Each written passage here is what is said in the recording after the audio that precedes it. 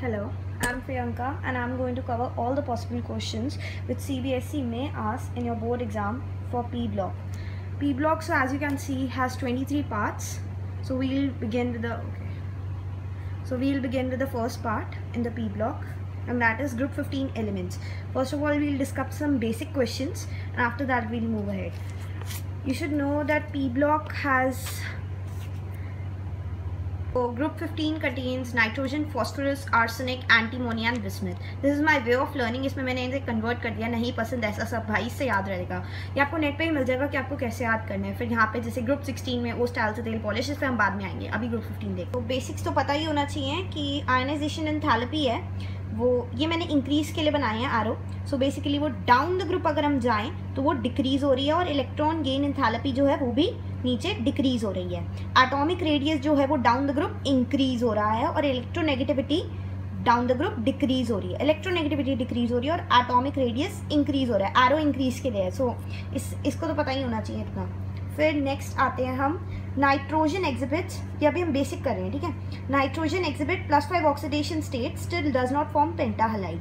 क्यों फॉर्म नहीं करता पेंटाहालाइड? क्योंकि nitrogen with n = 2 and s and p orbital only. It doesn't have d orbital to expand its covalency beyond 4 obviously.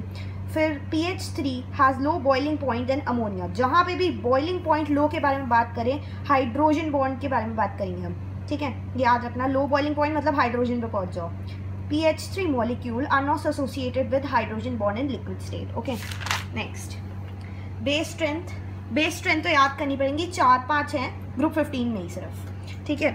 मतलब अलग अलग इनके क्वेश्चन हैं कि कैसे हैं वो अभी पता चल जाएगा. BiH3 छोटा है. बेस स्ट्रेंथ इसकी सब जो क्या था इसका नाम, एंटीमोनी नहीं आर्सेनिक, एंटीमोनी है सॉरी.